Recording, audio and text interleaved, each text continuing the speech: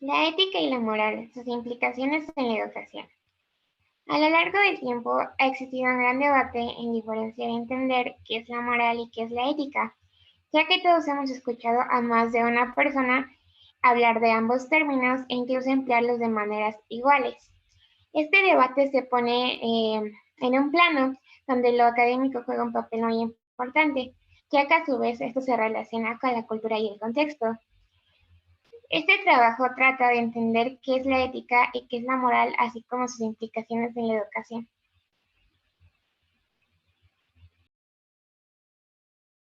Primero, tenemos que entender cuál es la diferencia entre la ética y la moral. Entonces, por un lado, tenemos a la moral, la cual es un poquito más sencilla de definir y por ello vamos a empezar con ella. Esta palabra procede del latín y quiere decir costumbre.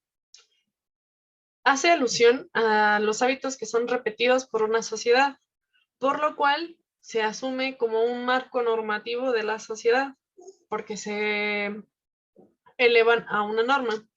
Además, tenemos que tener en cuenta que la moral es histórica y es múltiple. ¿Esto qué quiere decir? Quiere decir que lo que puede que sea bueno aquí, en nuestro espacio, puede que en China no lo sea, y que lo que es malo actualmente hace un par de siglos no lo haya sido. Y por el otro lado tenemos a la ética, que procede del griego, y se conceptualiza a grandes rasgos los actos humanos, por lo que están constantemente cuestionando lo que se presenta como moral, como moralmente bueno, como moralmente malo. Suena algo muy complejo, ¿sí? Y que a lo mejor podría competir solo a eruditos, pero ya vemos que no es así. A continuación hablaremos de las características principales de la ética. En primera, tenemos que reconocer que es autónoma, ya que el individuo éticamente bueno crea acorde a sus capacidades intelectuales sus propios valores. Surge cuando el individuo deja de seguir sin cuestionarse las reglas de la sociedad, ya sea del Estado, del partido, de la iglesia, de su familia, en general, todas aquellas normas que el mundo exterior le ha impuesto. La acción ética implica que reflexionemos, que interioricemos y nos exijamos que tengamos valentía para ser auténticos. La ética analiza lógicamente los actos humanos. Es por eso que exige en el individuo un compromiso con sus creaciones y con los valores que él ha elegido. De esta manera, la ética expresa una reflexión sobre la moral que veremos después, que invita al sujeto a impulsar cambios en sí mismo. Por último, la ética requiere de firme determinación, de la libertad de elección y del compromiso con lo que uno mismo crea. Ahora bien, les hablaré sobre las características de la moral. La moral es establecida por la sociedad, por ello requiere que los individuos que forman parte de ella la hagan suya sin cuestionarla.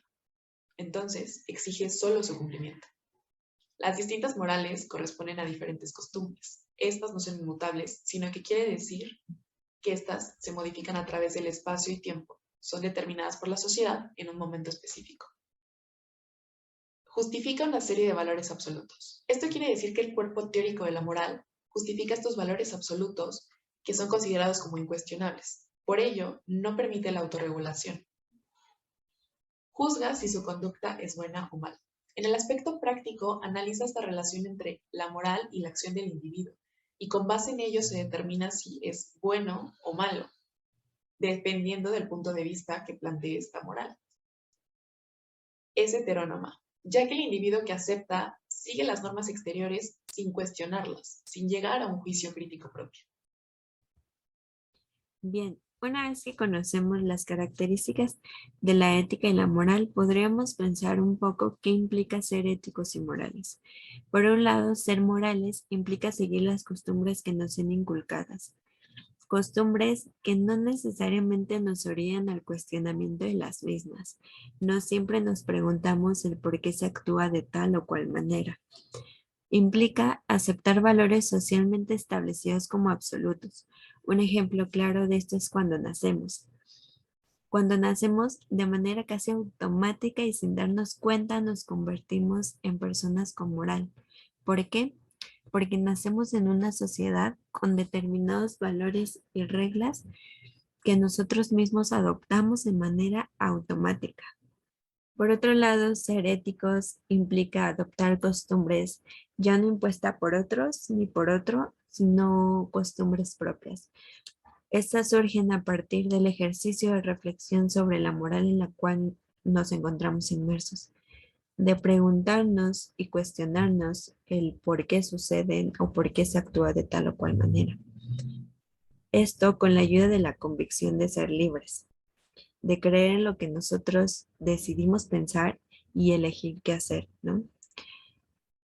Habrá situaciones en las que nos vamos a enfrentar, a romper e incluso a desafiar a la moral basados en nuestros principios, interponiendo nuestros propios valores ante lo que ya está establecido. Y ser éticos no solo implica querer pensar o querer elegir qué hacer, sino también implica una gran responsabilidad y compromiso. Ser éticos implica reconocer los límites que existen ante toda acción. Ahora hablaremos de la definición de etos. ¿Y por qué es importante hablar de esta palabra? Porque a partir de ella se deriva la palabra ética. Entonces, la definición de etos la podemos entender bajo tres perspectivas. La primera es el etos homérico, que se escribe con doble E. En el texto de la Ilíada se hace referencia al etos como la guarida o el hábitat donde los animales se sentían seguros. El segundo está el etos posthomérico, en donde se le quita una de las es y ahora pasa a significar costumbre o hábito, por eso este cambio de hábitat a hábito. Y el tercero es el etos aristotélico, donde se recupera otra vez la segunda vocal y ahora significa que es tener un carácter ético o moral. Cuando hablamos de un carácter moral, hablamos de un carácter que se adquiere, que con el paso del tiempo, con la repetición se adquiere, y el carácter ético es un carácter que se conquista. Y bueno, bajo la perspectiva de la autora, el etos homérico, donde hablamos de la guarida, es la que tiene mayor importancia en la ética porque considera que puede ser la guarida y la salvación de todo mal.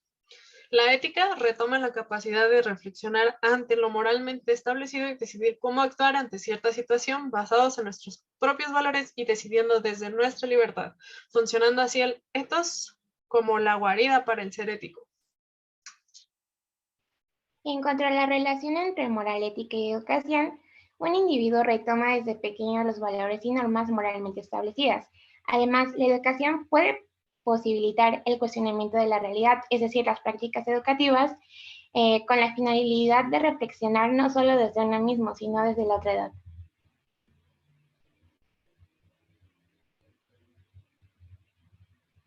Además, la educación permite reflexionar y cuestionar las normas interiorizadas en cada uno de nosotros para poder transformarlas con el paso del tiempo y así establecer mejores conductas.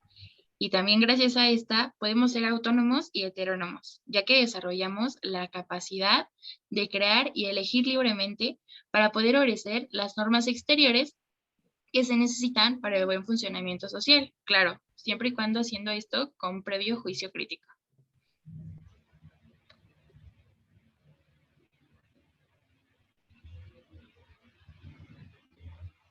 Ahora bien, a manera de conclusión, podemos señalar que es evidente que entre la ética y la moral existe una relación bastante compleja, porque podemos señalar que la ética se fundamenta en la filosofía y acude a la autorreflexión y a la crítica.